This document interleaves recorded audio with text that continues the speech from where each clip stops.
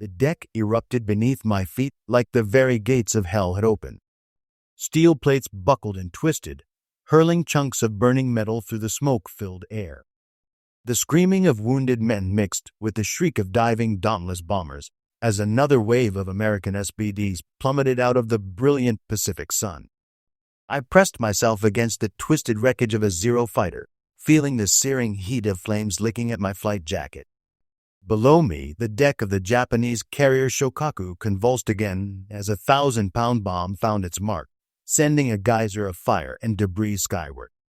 Through the chaos and smoke, I could see the horrified faces of Japanese sailors frantically trying to push damaged aircraft overboard, their desperate efforts to save their ship now seeming futile against the relentless American assault. But I'm getting ahead of myself. Let me take you back to how it all began, to October 26, 1942, when the fate of the Pacific would be decided in the skies above the Solomon Islands. I woke before dawn aboard the USS Enterprise, feeling the familiar roll of the carrier beneath my bunk. The air in the ready room was thick with cigarette smoke and nervous energy as we pilots gathered for our morning briefing. Commander James flatly stood at the front of the room, his weathered face grave as he pointed to the large map of the Solomon Islands. "Gentlemen, this is it," he said, his voice cutting through the tension. "Intelligence reports a massive Japanese carrier force approaching from the north. We're talking about at least 4 flat tops, including the Shokaku and Shokaku, the same bastards who hit Pearl Harbor." A murmur ran through the room. These weren't just any carriers. The Shokaku class were among Japan's most formidable warships, each capable of launching over 70 aircraft. The Shokaku herself had been at Pearl Harbor, her planes helping to devastate our Pacific fleet less than a year ago. Now she was back, leading a task force intent on destroying our forces around Guadalcanal. "The Japanese think they can push us out of the Solomons," Flatley continued. "They're wrong. Dead wrong." I adjusted my flight gear, checking my .45 caliber pistol and survival kit one more time. As a dive bomber pilot flying the Douglas SBD Dauntless, I knew my job: get through the Japanese fighter screen, find their carriers, and put a bomb right through their flight decks. It sounded simple enough, but we all knew the reality would be anything but. The pre-dawn darkness was beginning to give way to the first hints of sunrise as we made our way to the flight deck. The Enterprise was already turning into the wind, her massive hull cutting through the Pacific swells. Around us, the rest of Task Force 61 maintained formation, the carrier Hornet steaming parallel to us, surrounded by cruisers and destroyers like protective sheepdogs.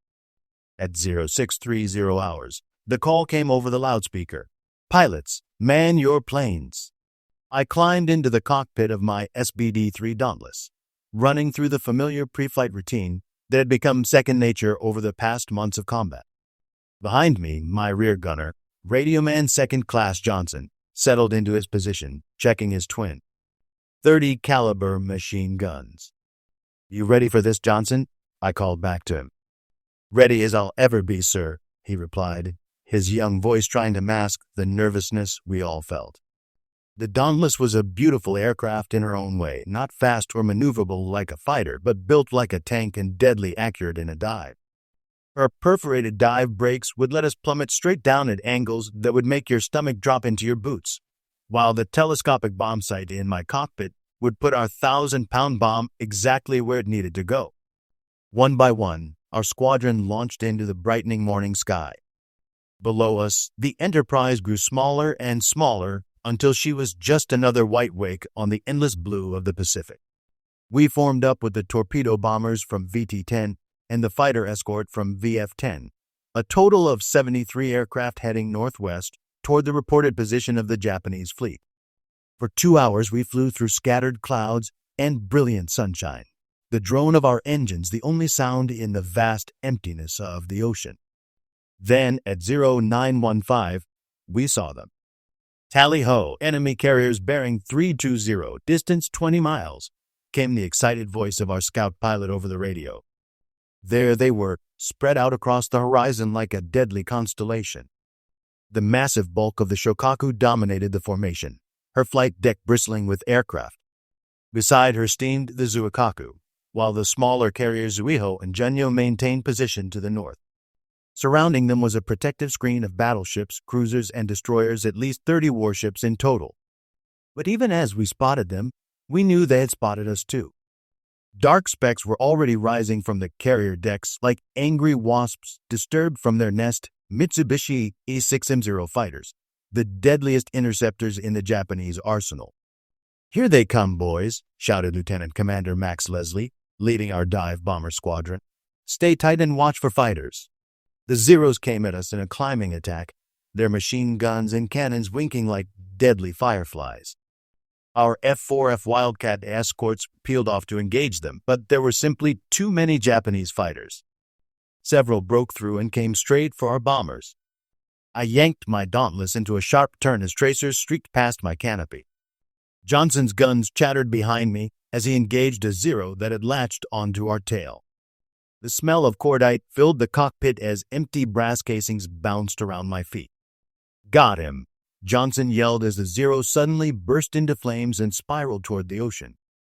But there was no time to celebrate. Ahead of us, the Shokaku was growing larger and larger, her anti-aircraft guns beginning to fill the sky with black puffs of flak. I could see tiny figures running across her deck, desperately trying to launch more fighters to protect their ship. Diving on the big one, Leslie called out, "Follow me down." This was it. The moment we had trained for, lived for. I pushed the nose of my Dauntless over and felt that familiar sensation of weightlessness as we entered our dive. The altimeter unwound like a clock gone mad, 15,000 feet, 12,000, 10,000. Below us, the Shokaku grew from a toy model to a massive steel leviathan, her flight deck now clearly visible with its distinctive red sun marking. The anti-aircraft fire was incredible. Black bursts of flak surrounded us like a deadly thunderstorm, the shrapnel rattling off our wings and fuselage. Tracers from smaller caliber guns created streams of light that crisscrossed our path. But we pressed on, diving steeper and steeper toward our target. At 3,000 feet, I centered the Shokaku's flight deck in my bomb sight.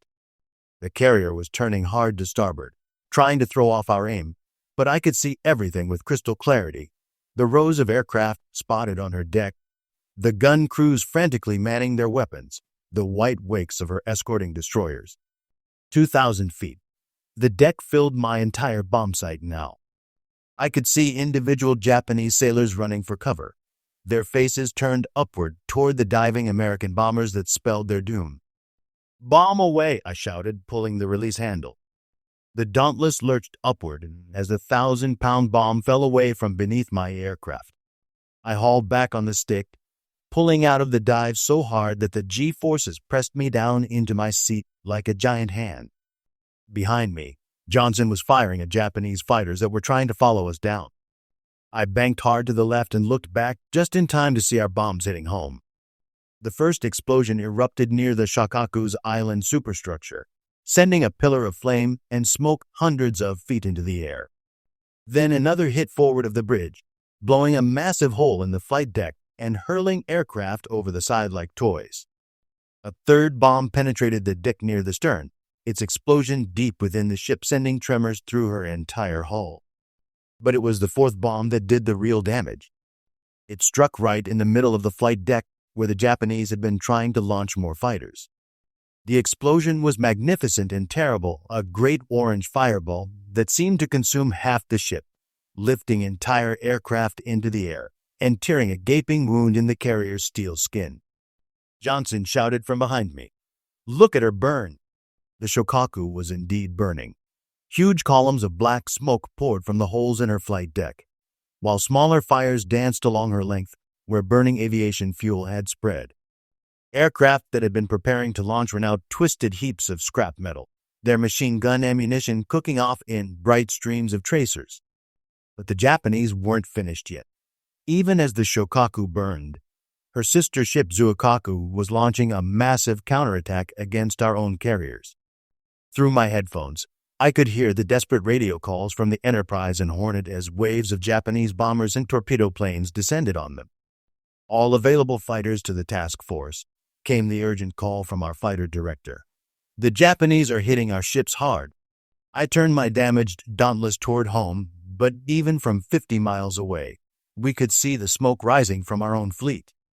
The Japanese were exacting their revenge with typical ferocity, their D-3 Aval dive bombers and B-5NK torpedo bombers pressing home their attacks with suicidal determination. When we finally reached the Enterprise, the sight that greeted us was sobering. The Hornet was listing heavily to starboard, her flight deck a twisted ruin of bent steel and smoking debris. She had taken multiple bomb and torpedo hits, and even from the air we could see that she was doomed. Destroyers were already moving alongside to take off her crew. The Enterprise had fared better, but she too bore the scars of battle. Her forward elevator was jammed in the up position, damaged by a bomb hit, and her flight deck was pocked with craters from near misses. As I brought my shot-up Dauntless in for landing, I could see damage control parties working frantically to repair the ship and tend to the wounded.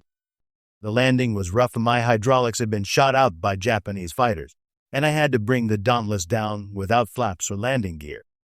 We skidded across the steel deck in a shower of sparks, finally coming to rest against the crash barrier. Johnson and I climbed out of our battered aircraft, both of us shaking from adrenaline and exhaustion.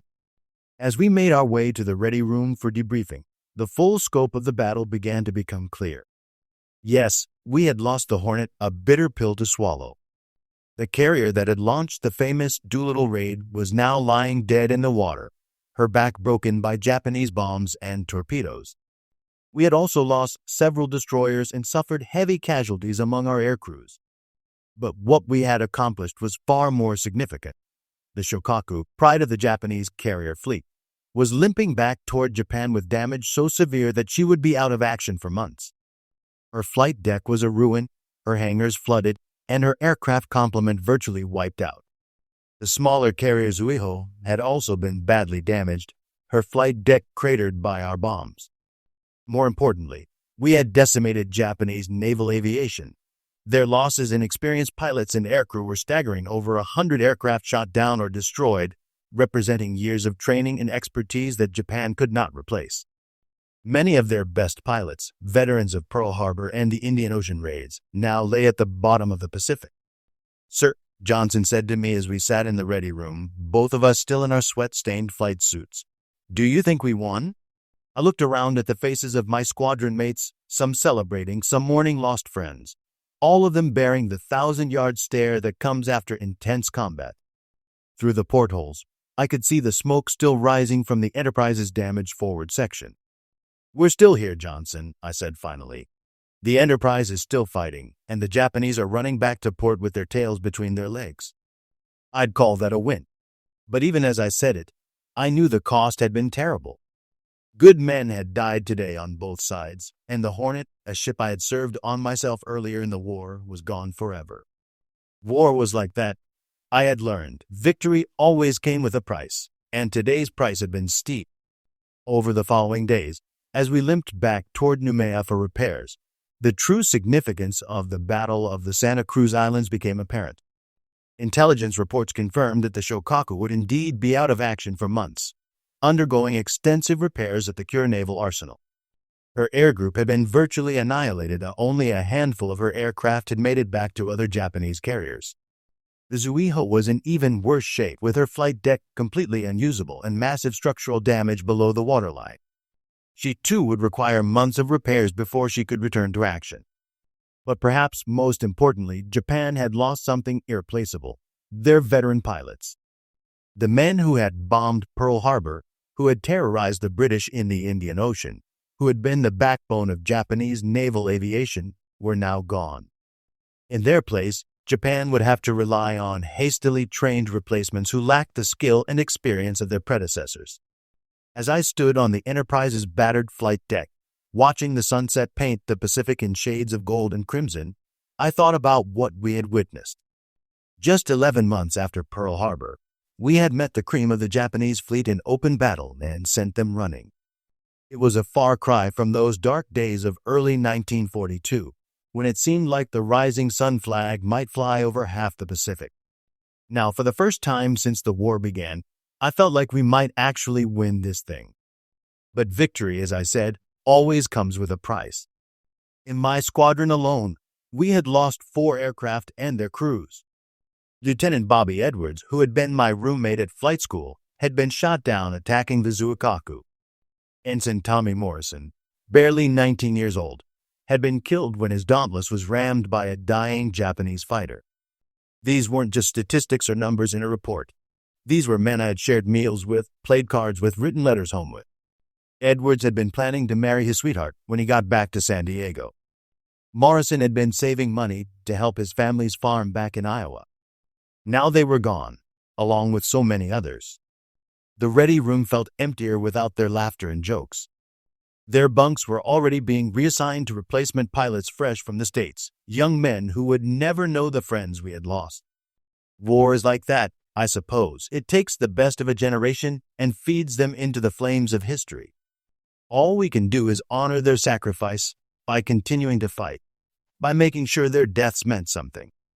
As I write this now, months later, I can look back on the Battle of the Santa Cruz Islands with some perspective. Historians will debate its significance for years to come, but I know what I saw that day. I saw the beginning of the end for Japanese naval aviation. The attack on the Shokaku was more than just a successful bombing mission. It was a symbol of how far American naval aviation had come since those dark days after Pearl Harbor. Our pilots were better trained, our aircraft were improving, and our tactics were becoming more sophisticated. Most importantly, we were no longer afraid of the supposedly invincible Japanese fleet. The sight of the Shokaku's flight deck erupting under our bombs, of Japanese sailors diving for cover as American aircraft swept in like avenging angels, was something the enemy would never forget. For too long, they had been used to easy victories against unprepared opponents. Now they were facing an enemy that had learned from its defeats and was hitting back twice as hard.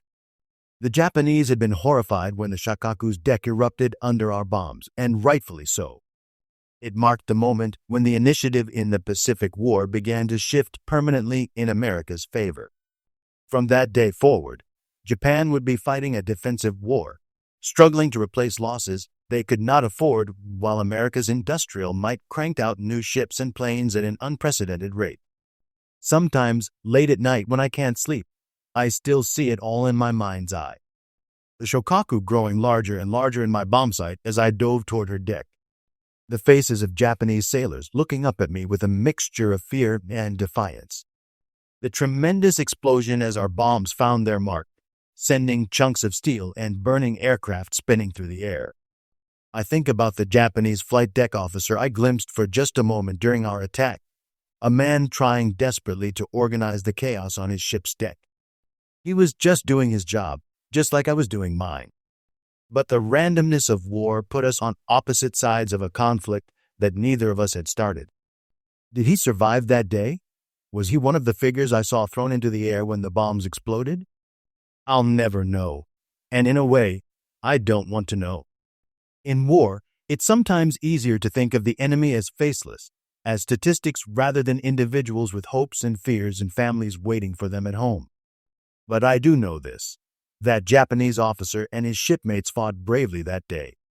They didn't surrender or run, even when it became clear their ship was doomed. They kept fighting their fires, kept trying to get aircraft airborne, kept manning their anti-aircraft guns even as American bombs rained down on them. There's a kind of terrible respect in that, enemy to enemy, warrior to warrior. The war would continue for nearly 3 more years after the Battle of the Santa Cruz Islands. There would be more carriers sunk, more pilots lost, more young men who would never see home again. Guadalcanal, the Marshall Islands, the Philippines, Iwo Jima, Okinawa, the names of battles that would be etched in blood and memory. But October 26, 1942, was the day the tide truly turned. It was the day we proved to ourselves and to the enemy that we could take the best they had to offer and give back better than we got. The sight of the Shokaku limping back to Japan with her flight deck in ruins was worth more than a dozen victory speeches or propaganda posters. It told every American sailor and pilot that we were no longer the underdogs. We were the hunters, and the Japanese fleet was our prey. Today, the Shokaku lies at the bottom of the Philippine Sea, sunk by an American submarine in 1944. The Enterprise, battered but unbroken, survived the war to become the most decorated ship in U.S. Navy history. The Hornet, lost that October day in 1942, was replaced by another carrier of the same name that would see action through the end of the war. The men who died that day, American and Japanese alike, are remembered on memorials and in the hearts of families who never forgot their sacrifice. Wars end, but the memory of those who fought them endures. As for me, I was lucky enough to survive the war and return home to marry my sweetheart and raise a family. But I never forgot that October morning when we dove out of the sun onto the Shokaku's flight deck, or the sight of that great ship writhing under our bombs like a wounded whale. It was the day we learned that victory was possible, that the enemy could bleed just like we could. More importantly, it was the day we learned that America, when pushed to the wall, would fight back with everything we had. The Japanese had been horrified when the Shokaku's deck erupted under our bombs, and they should have been. It was the sound of their empire beginning to crumble, the first crack in the wall of their Pacific fortress. And we were just getting started. Sometimes people ask me if it was worth it, all the death, all the destruction, all the young lives cut short in their prime. It's a hard question to answer, because the price of freedom is always paid in blood. But when I think of the alternative, when I imagine a world where the rising sun flag flew over Pearl Harbor permanently, where democracy had been crushed under the heel of militarism, I know we made the right choice. The men who died at Santa Cruz, who died at all the battles that followed, didn't die in vain. They died so that future generations could live free. They died so that the light of liberty wouldn't be extinguished in the Pacific darkness. They died as heroes, even if they never thought of themselves that way. The Shokaku burned that day because American boys from farms and cities, from every corner of our great nation, were willing to climb into their aircraft and fly into the teeth of enemy fire. They did it not for glory or conquest, but for the simple belief that some things are worth fighting for. That's the real victory of the Battle of the Santa Cruz Islands. Not just the ship sunk or the planes shot down, but the demonstration that free men fighting for a righteous cause will always find a way to triumph over tyranny. The deck of the Shokaku erupted under our bombs because American democracy, tested in the crucible of war, proved stronger than Japanese militarism. And that, more than any tactical victory, was what horrified our enemies and inspired our allies. It was the sound of freedom fighting back. The Battle of the Santa Cruz Islands was fought on October 26, 1942, between American and Japanese naval forces while the U.S. lost the carrier USS Hornet. The Japanese suffered severe damage to the carriers Shokaku and Zuio, along with irreplaceable losses in experienced pilots and aircrew. This battle marked a crucial turning point in the Pacific War, as Japan's naval aviation never fully recovered from its losses.